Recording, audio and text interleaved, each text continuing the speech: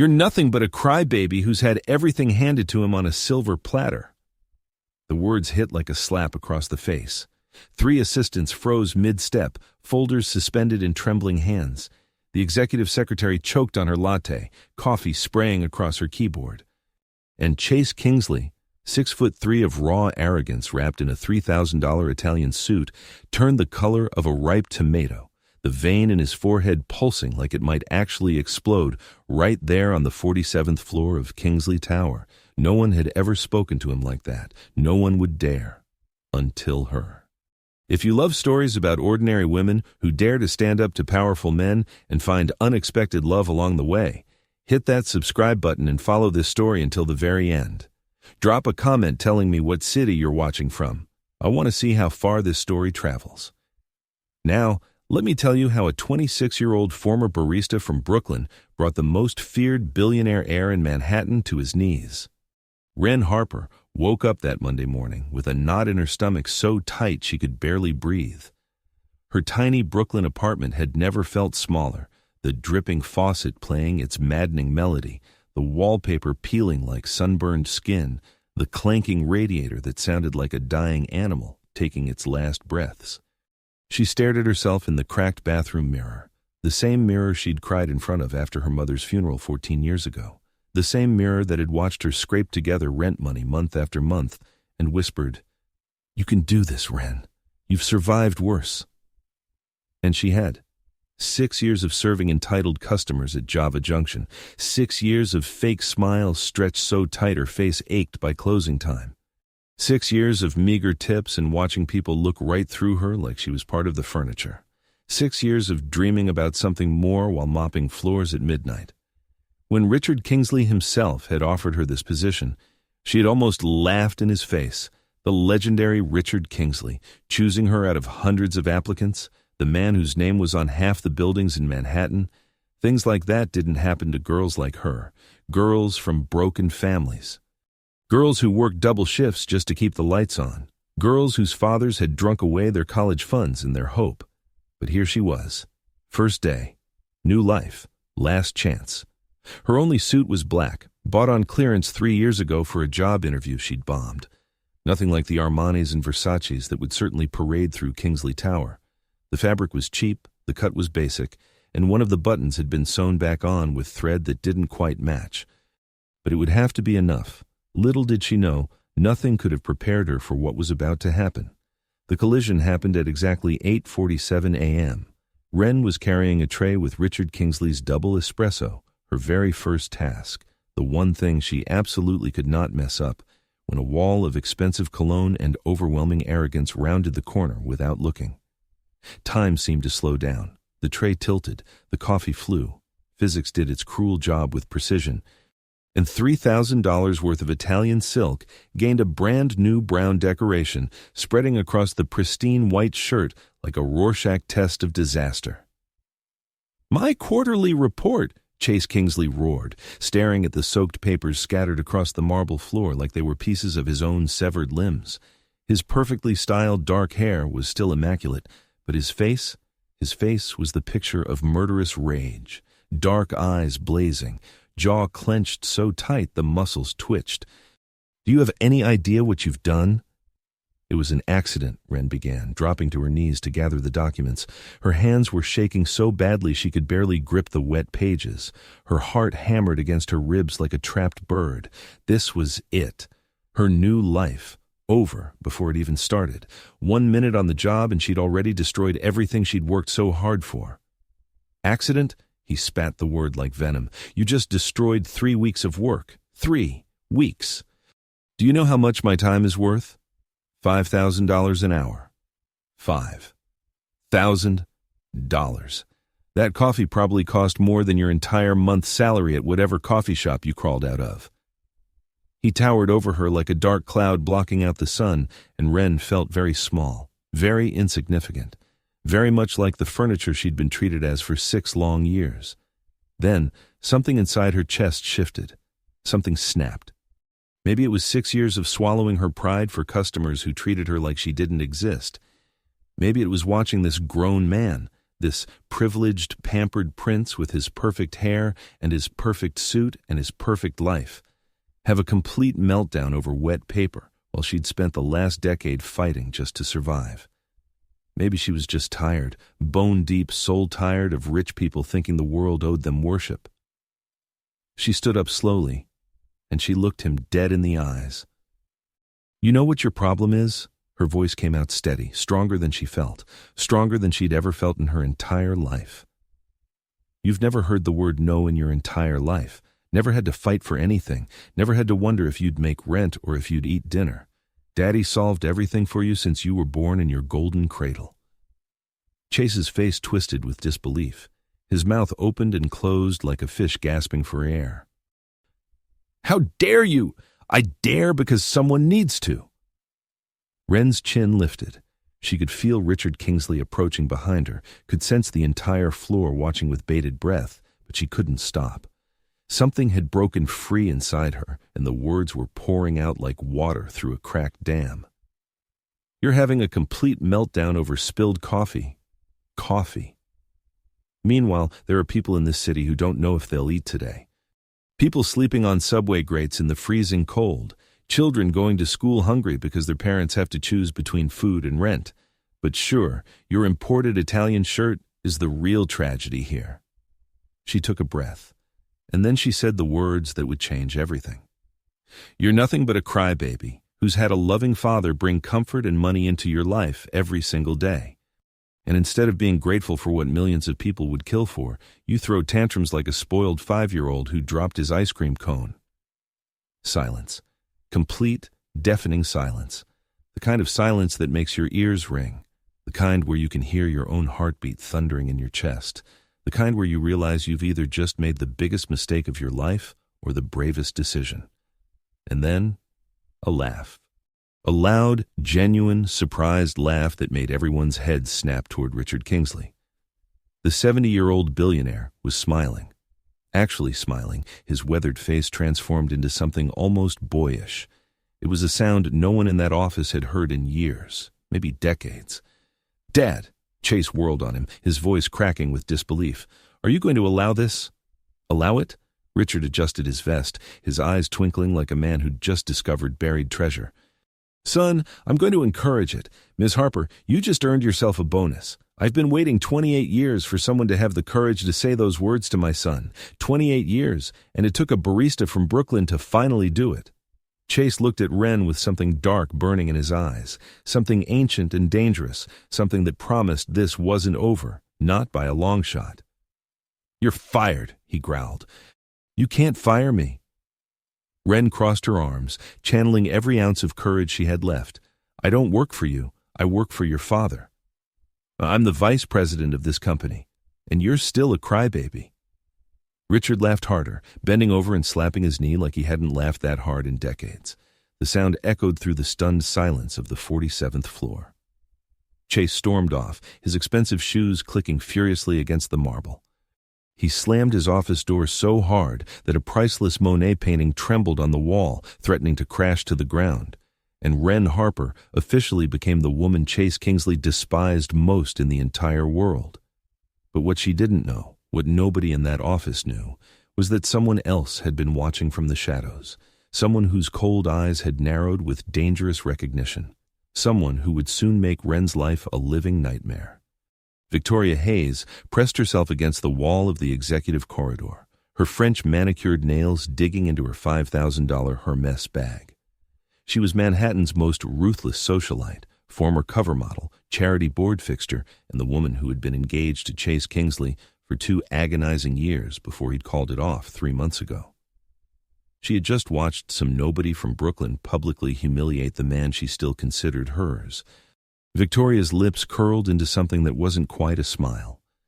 This little coffee girl had no idea who she was dealing with, but Wren knew nothing of this. She sat in Richard's corner office 30 minutes later, accepting a glass of scotch she definitely shouldn't drink at 9 in the morning. But normal rules didn't seem to apply anymore. "He's going to make my life hell," she said quietly. "Dear girl," Richard swirled his glass thoughtfully. "My son already hated 90% of humanity. You've simply given him a specific target." His expression softened into something almost sad. "But I'll tell you something I've never told anyone. Beneath all that arrogance is a brilliant man who's terrified he'll never be good enough. He's been trying to prove himself his whole life and failing at it in all the wrong ways." "Then why don't you tell him that?" "Because I failed him first," Richard's voice cracked. "I gave him everything money could buy except what he truly needed. Boundaries, challenges, someone who cared enough to tell him the truth instead of what he wanted to hear." He raised his glass toward her. "Welcome to Kingsley Industries, Miss Harper. Something tells me your arrival is going to be transformative." The next morning, Chase decided to destroy her. "Send her the Morrison files," he told his assistant Daniel. 6 banker's boxes of unsorted documents from 1987. "No one's touched them in decades. Sir, that's a nightmare. It would take months to organize." "Exactly." Chase's smile was pure venom. "Let's see how long the brave little barista lasts now." What Chase didn't account for was spite, pure, caffeinated, sleep-deprived spite, because Wren Harper had something to prove, to herself, to everyone who'd ever looked through her, and especially to the crybaby billionaire who thought he could break her with paperwork. 2 days later, every Morrison document sat on Richard's desk, color-coded, organized, cross-referenced, and revealing 3 hidden offshore accounts worth $14 million. Chase stood frozen in the doorway, his jaw somewhere near the Persian rug. "She organized the entire acquisition," Richard said, barely containing his amusement, "in 48 hours. Wren sat in the corner chair, dark circles under her eyes that testified to 2 nearly sleepless nights fueled by spite and instant coffee. But triumph glowed in her exhausted smile. "Oh, hi, crybaby." Her voice was honey-coated poison. "Need something? We're just here to throw another tantrum?" Something cracked in Chase's chest, not anger, respect. He crushed it immediately, turning on his heel and storming away. But fate wasn't finished with them yet. That afternoon, they ended up alone in the executive elevator. 37 floors of suffocating silence. Wren on one side, reviewing notes on her phone, Chase on the other, radiating hostility like a nuclear reactor. Then the lights flickered. The elevator lurched violently. Everything went dark. They were stuck. Together, suspended somewhere between floors. No cell service, no way out, no escape from each other. "Perfect," Chase muttered. "Just perfect. For once, we agree on something." Hours passed in that metal box. The air grew thick and warm. Conversation became inevitable, and somewhere around midnight, with their defenses crumbling, they started talking. Really talking. "My mom died when I was 12, Wren said into the darkness. "Cancer. We caught it early, but we couldn't afford the treatment that might have saved her. I watched her fade away over 8 months while my father drank himself into oblivion. He blamed himself. Blamed me. Blamed everyone except the disease that took her." Silence stretched between them. Then, Chase's voice came out rough, broken, nothing like the arrogant air she'd grown to hate. "My mother died when I was 15. Heart attack, right in front of me at breakfast. 1 minute she was laughing at something I said about school, and the next she was on the floor." His breath shuddered. "I tried CPR while I waited for the ambulance. She died in my arms. And I've spent every day since trying to be strong enough that nothing could ever hurt me like that again." In the darkness, something shifted between them. "I'm sorry," Wren whispered. "I'm sorry, too. About the tantrum, about the coffee, about everything." He paused. "It's never really about the coffee, is it?" "No," she said softly. "It never is." When the rescue team finally arrived at 3 a.m., Wren and Chase emerged as something different, not friends, not yet, but no longer enemies. And that terrified them both. What happened next would test everything they thought they knew about each other, and about themselves. The charity gala arrived like a storm on the horizon. Richard was being honored for his philanthropic work, and every power player in Manhattan would attend.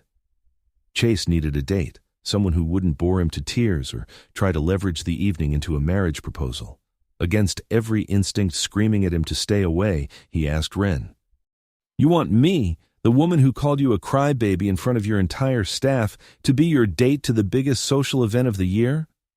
It's strategic. You're smart, quick on your feet, and you won't try to marry me for my money." Wow, what a romantic pitch. Every girl's dream. "Will you do it or not?" She should have said no. "Fine, but you're buying the dress, and it better be spectacular." The night of the gala, Chase arrived at her apartment in a town car that cost more than her annual salary. When her door opened, he forgot how to breathe. Wren stood there in an emerald gown that made her hazel eyes glow like fire. The dress hugged her curves before flowing into an elegant train. Her hair swept up in an intricate twist, exposing the graceful line of her neck. Diamond earrings, borrowed she'd later admit, caught the light like captured stars. She looked like she'd been born for ballrooms and champagne, not coffee shops and broken dreams. "You clean up well," he managed. "You sound surprised." But she was smiling, really smiling at him. At the gala they were electric together, magnetic. People couldn't look away. Wren charmed executives and challenged a pompous senator on his healthcare hypocrisy within the same hour. She made Chase laugh, really laugh, for the first time since his mother died. When they danced, her hand in his, the entire ballroom seemed to disappear. "People are staring," Wren murmured. "Let them. They think we're together. Would that be so terrible?" Wren's breath caught. For one suspended moment, there was only him, only her, only the impossible thing building between them. Then a voice sliced through the music like a blade. "Well, well, Chase Kingsley dancing with the help." Victoria Hayes stood before them in a blood-red dress that clung like armor. Her smile was sharp as broken glass, her eyes cold as winter. "Victoria," Chase's entire body went rigid. "I heard about your little elevator adventure." Victoria's gaze raked over Wren like she was examining something stuck to the bottom of her Louboutins. "How romantic.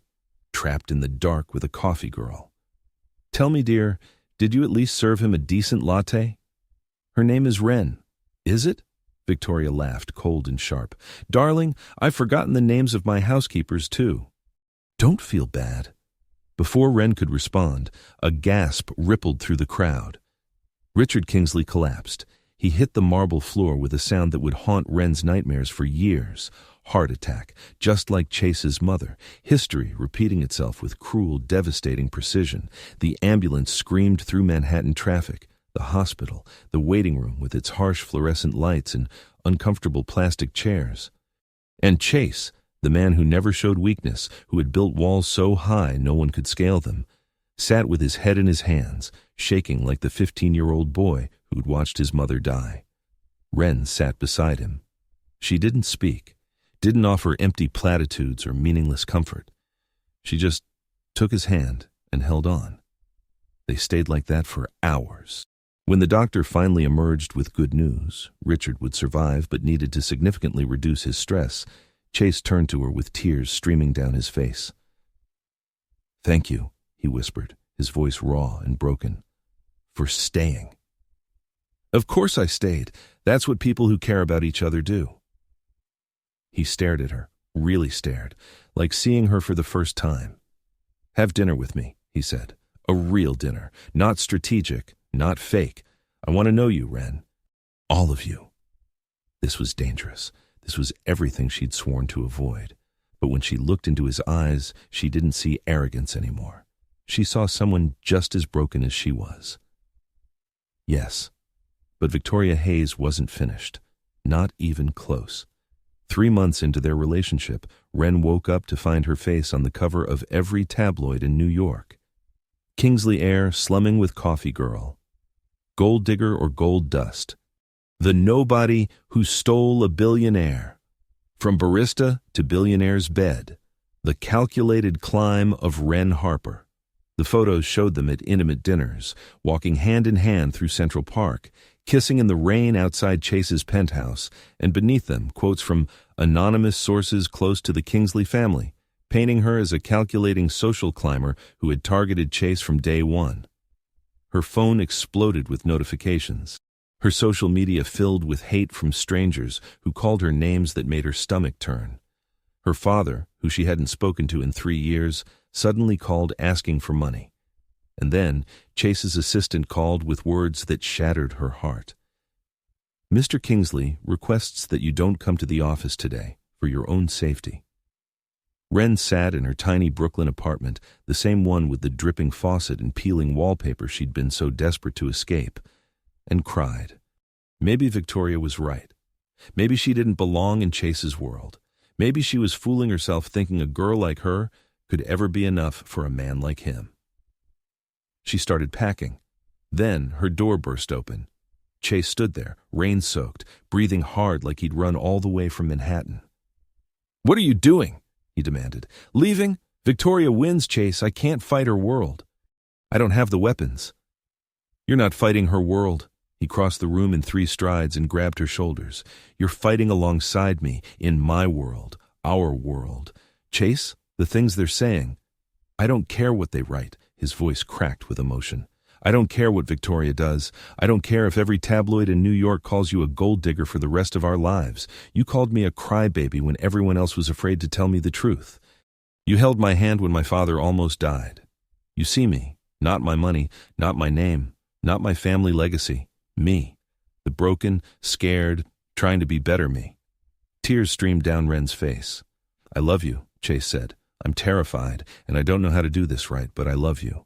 And I'm not letting Victoria or anyone else take you away from me." "You love me?" "Since the moment you called me a crybaby." He almost laughed through his own tears, maybe even before that. "I just didn't know what it was because I'd spent so long not letting myself feel anything." Wren kissed him. Hard. Desperately. Like he was the only solid thing in a world that was falling apart. And when they finally pulled apart, she whispered the words she'd been terrified to say. "I love you too, you reformed crybaby." 6 months later, Chase walked into his father's office and said the words that shocked all of Manhattan. "I'm leaving Kingsley Industries." Richard's coffee cup froze midair. "I'm sorry? I'm starting a non-profit, affordable housing development, using our resources to actually help people instead of just making more money." Chase stood tall. "Wren's been working on the proposal for months, and I want to build it with her." Silence. The clock ticked. The city hummed 47 floors below. Then Richard smiled. That same surprised smile from the day Wren had called his son a crybaby. "It took you 32 years, but you finally became the man I always knew you could be." He pulled his son into a fierce hug. "Your mother would be so proud." 1 year later, they stood on the rooftop of Kingsley Tower, the same building where their story began, now home to 3 floors of their charity headquarters. "Do you remember the day we met?" Wren asked softly. Chase laughed. "You mean when you ruined my favorite suit?" "It wasn't your favorite. It is now. It's the suit I was wearing when my life changed forever." He reached into his pocket and pulled out a small velvet box. Wren's hand flew to her mouth. Wren Harper. Chase dropped to one knee with all of Manhattan glittering below them. "You called me a crybaby. You fought me. You challenged me. You saved me when I didn't even know I needed saving. Will you marry me?" "Yes," she sobbed. Yes, you beautiful, reformed crybaby, yes." 5 years later, the Sullivan Kingsley Foundation had housed over 5,000 families. Their daughter Margot was 4, with her father's stubborn streak and her mother's fierce heart. Their son Henry was 2, already showing signs of being the family charmer. And Wren stood at a charity gala podium, looking out at the crowd, including a much-humbled Victoria Hayes, who now donated generously after a very public fall from grace. 5 years ago, Wren said, I was serving coffee in Brooklyn and dreaming of making a difference. Tonight we've built something that matters. Chase Kingsley gave us capital, yes, but more importantly, he gave us courage. He chose people over profit, love over legacy." She raised her glass. "Here's to crybabies who grow up, to ordinary women who dare to speak truth to power, and to building foundations that actually matter." Later, dancing under chandeliers, Chase whispered, "Thank you for calling me a crybaby. Best decision I ever made." That night, on their rooftop, they danced without music, just the two of them in Manhattan and the future stretching out like a promise kept. Once upon a time, Wren Harper called Chase Kingsley a crybaby, and they lived happily ever after, not because life was perfect, but because they chose each other every single day. And sometimes that's the most romantic story of all.